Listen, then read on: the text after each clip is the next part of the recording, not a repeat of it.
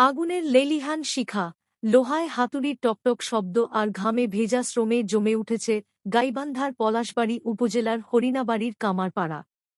মামুনুর রশিদ মামুনের তথ্য ও চিত্র নিয়ে থাকছে একটি ডেস্ক রিপোর্ট।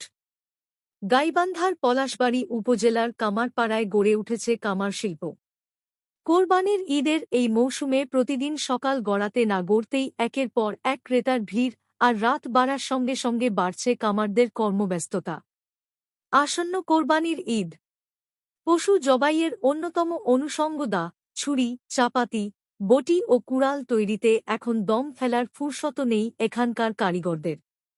কেউ পুরনো দাছুরিতে নতুন করে ধার দিচ্ছেন, কেউ বা আগুনে পুড়িয়ে নতুন সরঞ্জাম বানাতে ব্যস্ত। কামারপট্টিতে গিয়ে দেখা যায় ছোট ছোট একাধিক টিনশেড দোকানের ভেতর জ্বলছে কয়লার আগুন। ভাটির আগুনে লোহা লাল হয়ে উঠতেই শুরু হচ্ছে হাতুড়ির আঘাত। একের পর এক আঘাতে নিখুঁত আকার নিচ্ছে কোরবানির সরঞ্জাম। পুরো এলাকায় যেন অন্যরকম এক কর্মচাঞ্চল্য বিরাজ করছে। কামাররা বলেন, এই কাজ আমাদের বাপদাদার সময় থেকে চলে আসছে। আমরা ছোটবেলা থেকেই আগুন আর লোহার সঙ্গে বড় হয়েছি। এখনও সেই পেশা ধরে রেখেছি। বর্তমানে কাজ কিছুটা কম থাকলেও আর ১-২ দিন পর চাপ কয়েকগুণ বেড়ে যাবে। তখন খাওয়া দাওয়ার ও সময় থাকে না।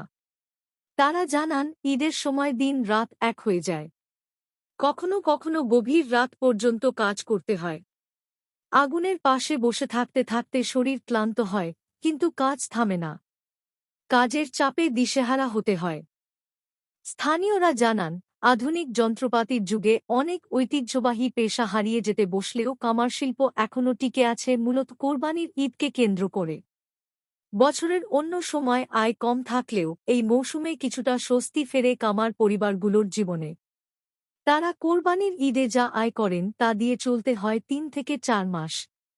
বছরের অবশিষ্ট অধিকাংশ মাস চলে জোড়াতালি দিয়ে। কোরবানির ঈদ না থাকলে যেন বন্ধ হয়ে যেত কামার শিল্প।